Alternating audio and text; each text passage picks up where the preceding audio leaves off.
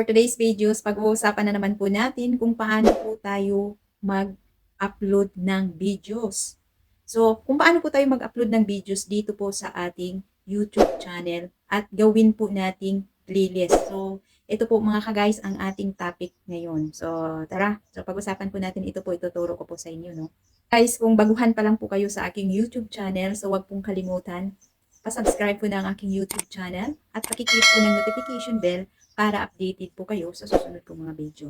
So tara po, ito na po ang ituturo ko sa inyo mga ka-guys kung paano po tayo mag-upload ng video sa ating YouTube at gawin po nating playlist. So maganda po kasi pag naka-playlist, lalo na po kung baguhan po kayo dito sa channel para din po dagdag sa yung watch hour. So let's go po mga ka-guys, no? A few moments later. So punta lang po tayo ng ating YouTube channel.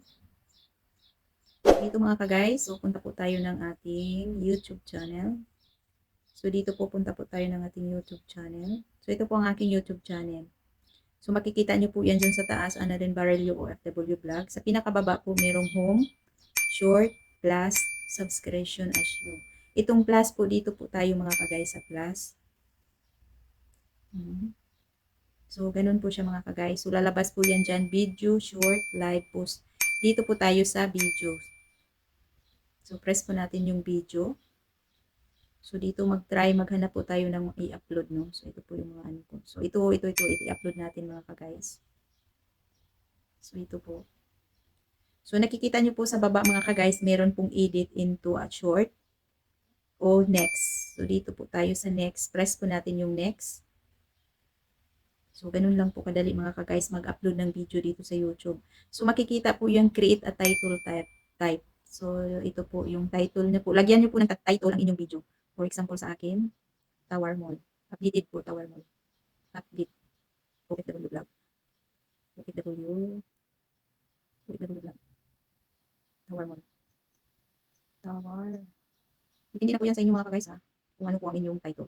Example lang po to sa akin, Tower Mall.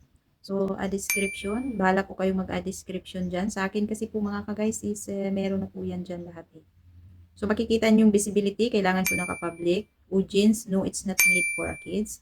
Location po, depende po kasi sa inyo kung i-on. Add to playlist. Ito na po yung sinasabi ko mga ka-guys na pwede po nating i-add sa playlist kaagad ang ating videos. Ang ating video. So, pwede na po nating i-add dito sa add to playlist. So, add lang po natin. So, ito po sa akin, ito po yung mga playlist ko mga ka-guys. OFW Vlog, tutorial. So, hindi watch. So, ito po sa akin mga ka-guys, i-add ko po sa OFW Vlog para po mapunta siya sa playlist ng OFW Vlog, excuse me. Para po mapunta ito sa OFW Vlog. So, press lang po nyo yan. Tapos nakalagay sa baba done. Press nyo po yung done. So, ayan po, sa pinakababa, yung upload po. Press nyo lang po yung upload. So, ayun. So, nakikita nyo sa baba mga ka-guys, uploading to your videos. See video. So, see video po. So, iyan po sa una-una, update OFW Vlog, Tower Mall. So, yan po ang aking title. So, hanggang matapos po yan mga ka-guys, ganun lang po siya kadali mga ka-guys, mag-upload po ng video dito sa ating YouTube channel at kung paano po natin ilagay sa ating playlist. Para hindi na po kayo mahirapan, kaya ito po tinuturo ko sa inyo kung paano po mag-upload ng video tapos ilagay po natin sa ating playlist. Maganda po kasi ang playlist mga ka-guys, lalong po kapag mga baguhan pa po kayo.